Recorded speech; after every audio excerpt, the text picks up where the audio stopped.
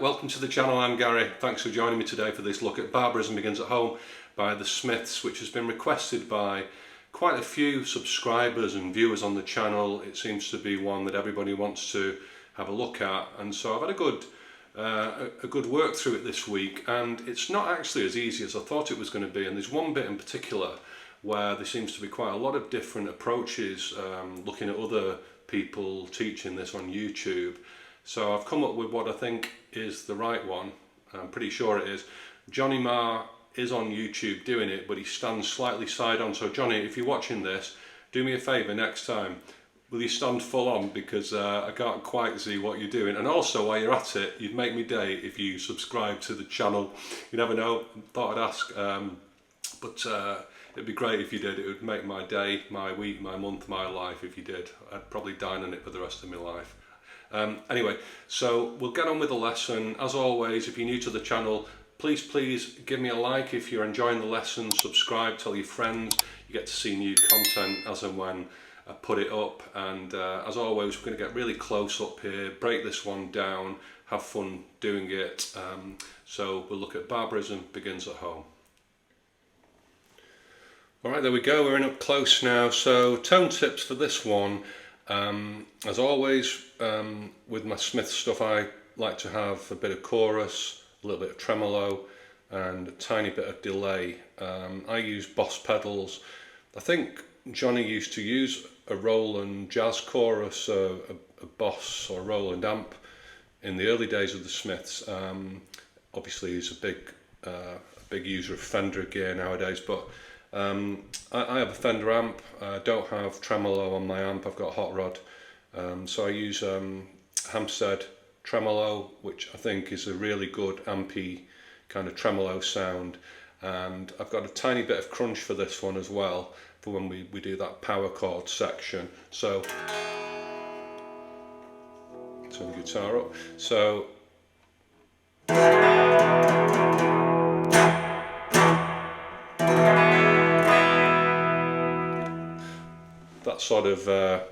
that sort of sound. I'm in standard tuning.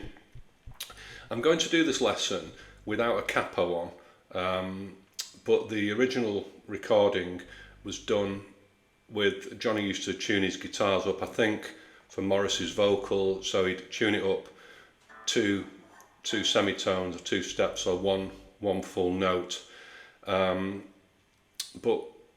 when you watch him playing it in the Smiths, it will look like this lesson, so we'll just be a note lower. If you want to play it in the same key as the record, then capo up 2. But I'll just show you later, when you do that, there's a section with the chords when we get a little bit higher up the neck, and it makes it quite hard to play. So it depends what you want out of this, really. I'm going to show you the voicings of the chords as I think Johnny played them in the Smiths, except his guitar was just tuned up very slightly. You know, so if you're just playing at home and you just want to play this track, and then it's going to be, hopefully it'll serve what you need, serve your purpose. And if you want to play in the same key as the track, then we'll capo up, but I'll show you some alternative chords to make it easier to play.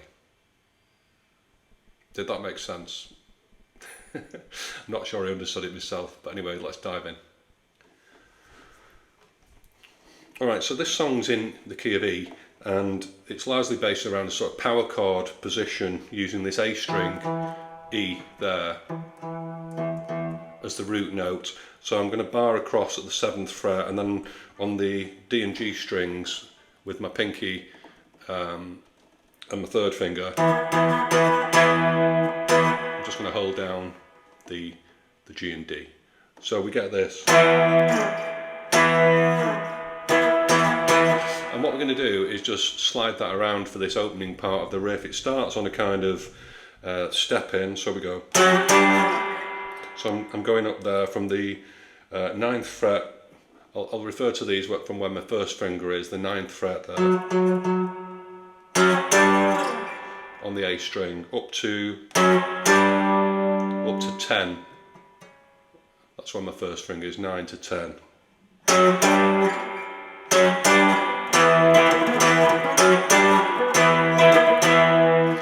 And you want to get some percussion in there, so I'm muting it also with the palm of my hand. So you don't want all these chords all sort of blending into one and each other. You want to get this. So it's just by muting there.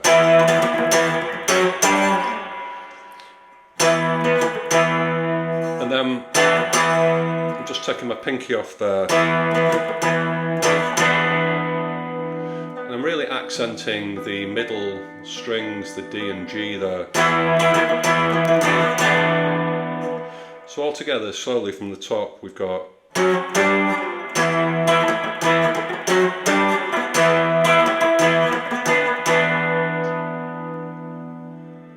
Next we're going to slide that same power chord position up the neck so that my first finger is where the 12th fret is. And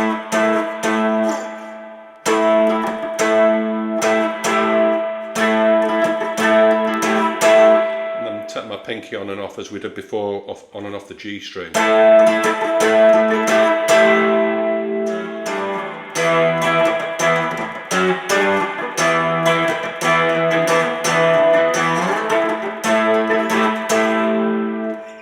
You want to hear that slide as well.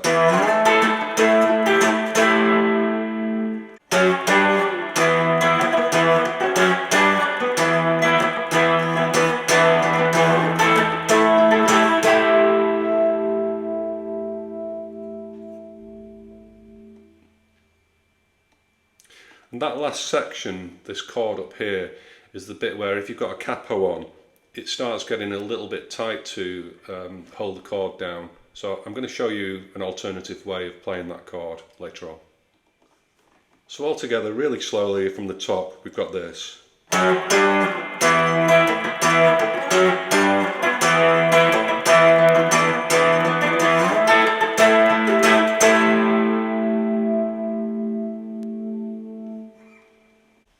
Next we have an arpeggio style featuring some open notes ringing out. And this is the bit that I've struggled with trying to work out what was going on. It sounds like there's a pull off, but looking at Johnny playing it in old Smith's videos and the one he did recently, he's nowhere down here on the neck, he's staying up here all the time. So I've worked out what I think's going on. And you'd be pleased to know, if you have watched other lessons with people sort of doing pull-offs down here, it's quite a lot easier than doing all that as well. So all it is, I'm holding down the D string there at the 10th fret with an open G string, and then I'm holding the B string down at 8. And you can let the open E string ring out as well. And we're just going to slide that position up so that my third finger is on the 12th fret of the D, and you're going to sort of pull on and off the B string with your first finger. I don't think you need to be too exact about it really. I mean, it's, you know, it's rock music, this, isn't it? You know, it's not, we don't need to be sort of too fussy about getting every detail, but this is how I think it sounds played at speed.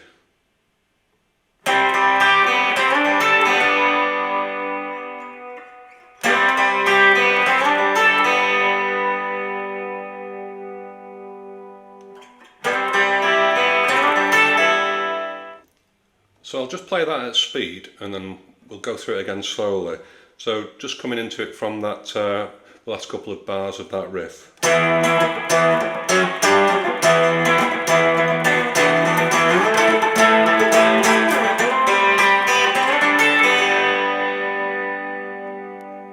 Right, so I'm kind of sliding in.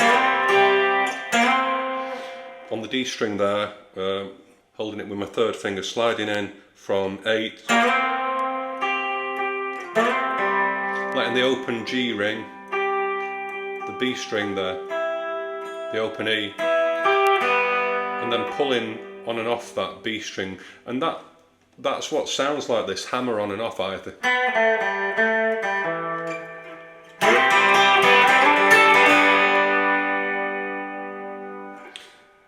So we've got, again, very slowly there, all I'm doing is holding the D and B strings, let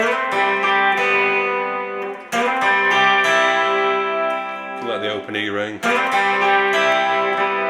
and pull off at the same time.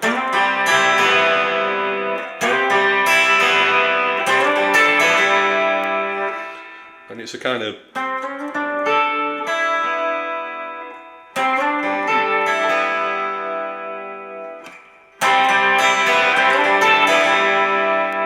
so that's what I've come up with for that arpeggio section. I think it's right. I've seen Johnny playing it as well, and he seems to be up in that area of the neck when he does it. So let me know what you think. Or Johnny, if you do subscribe to the channel, then let me know. It'd be great to hear it from you. Anyway, we'll move on and look at the next section. So I really love this part of the track. I always used to think it was played on a Strat or some kind of single coil because it's very, very twangy, but when I've seen footage of Johnny playing this, he's playing semi-acoustic, like a bit like this, or better than this, but with humbuckers, or a Les Paul. So we get this open E string,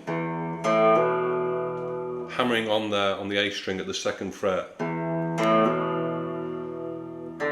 and then an open D string. Now you've got to be careful just not to mute that D string. If you're keeping your finger here on the A string, it can mute it out if you're not careful. You want it to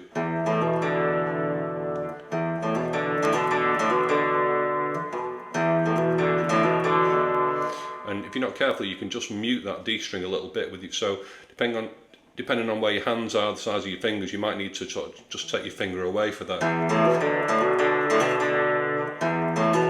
So I'm playing this, plucking the E string, the A, then hammering on, and then plucking the D string.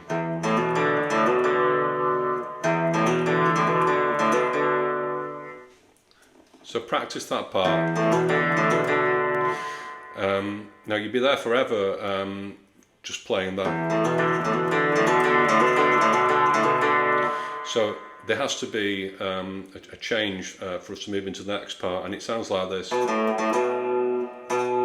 I'm plucking the A string, down stroke, 2 more plucks of that, so there's no hammering here.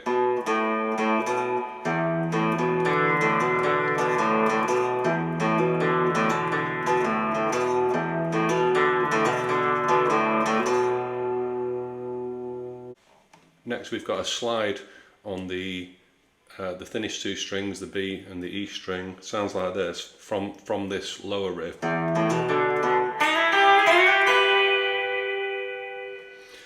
So sliding up on the B string there from 3 to 5, and then I'm going to hold down the 1st string at the 3rd fret, and then just take that up.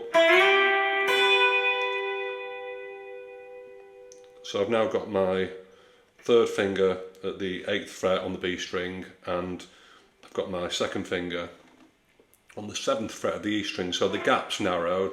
I've got a full fret between them there.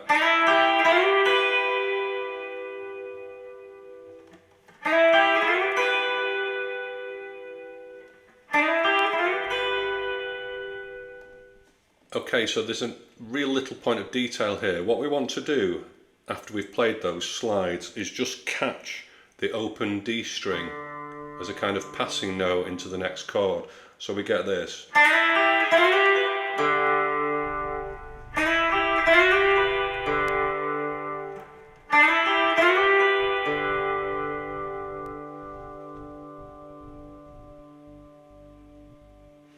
And then we have this chord, which is it's like a D7 position, so I'm holding down the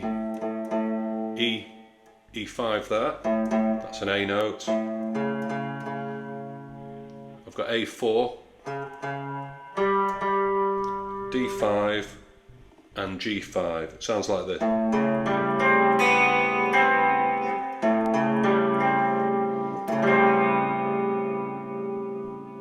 So very slowly from that sliding part, we've got this.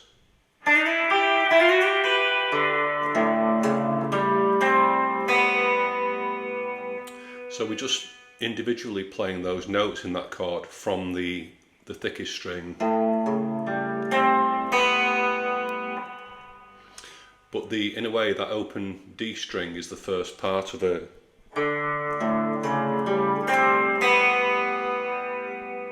And then we're just letting the open B ring out there.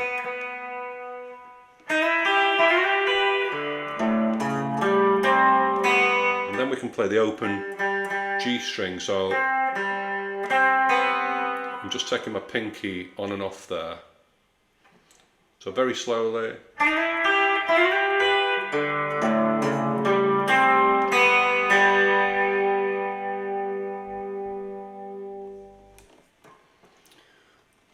From there we move to this kind of very open, resonant sounding sort of C chord really. I'm holding the C root note there on the A string at A3, D5, and then I'm just playing open strings with the G and B string. So it's like we're starting with the C root there on A3, D5, and then an open G and B string. And we're just going to slide that exact same position up so that my first finger is holding A5. But the way we pluck the notes is very slightly different from that one to that one. So I'll play it through and then I'll break it down.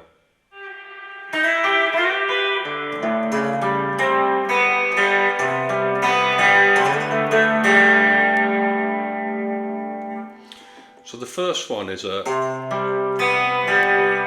just plucking A, D, then B to G.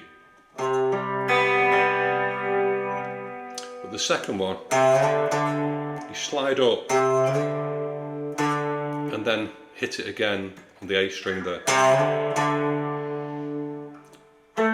Then hit the G string, which I'm holding down with my little finger at 7, and then an open G string.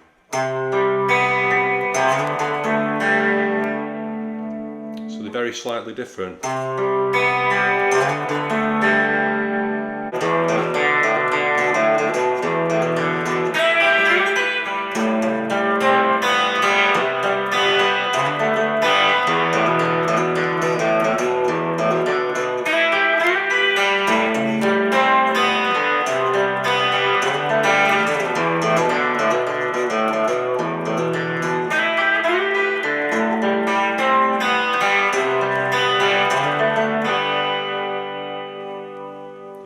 Part of it, and then we go back in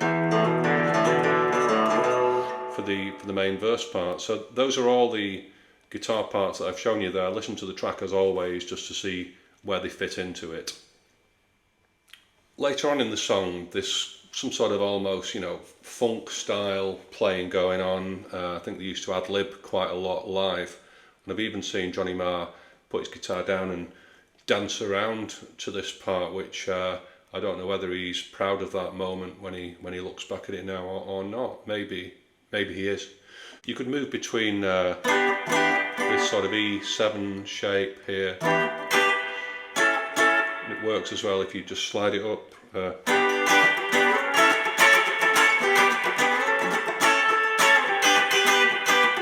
Those will work. Obviously you can play B and E string.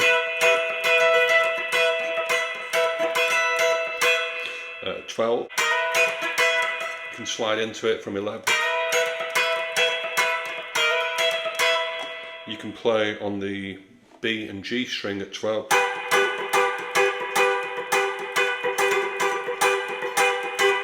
And you'll notice with all of these that I'm muting with the palm of my hand to get this very sort of funky, tight sound.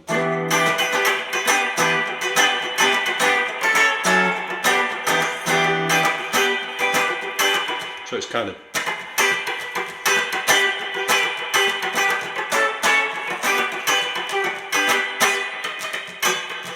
that kind of thing. So holding down the B and E string, you can also play around higher up the neck from 12.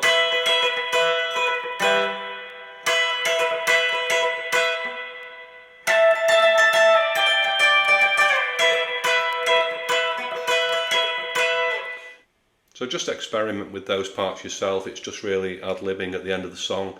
It's not that important, but have fun playing around with it. Those are all the parts to Barbarism Begins at Home. Okay, so just before I finish, I said at the start that I'd just show you some other chord voicings if we're capoed up and you want to play in the same key as the record. If you retune your guitar up, then it's fine, just play exactly as I've showed you. If you're in standard concert pitch and you're playing with a capo, then this chord, it starts getting too high up the neck. So what you can do is just substitute it for this shape, which is exactly, it sounds the same. It actually, you could argue it sounds a bit better actually, but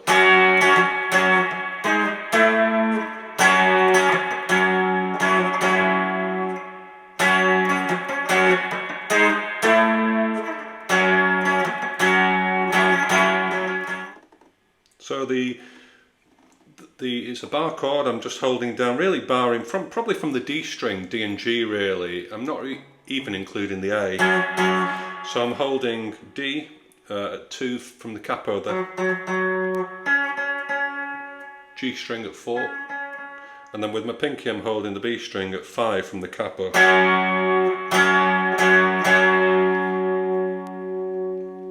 And then all we're going to do is just slide that shape up and down.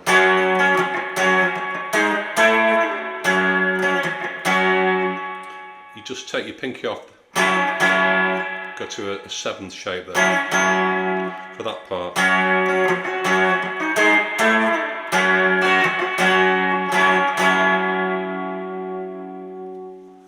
You can slide all that up to the 12th fret.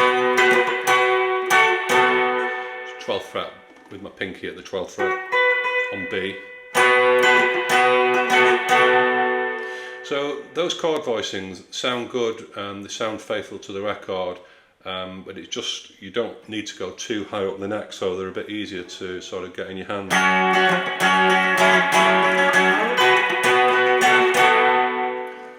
All the other parts that I've shown you in the lesson will work with the capo on. Just substitute those power chord voicings.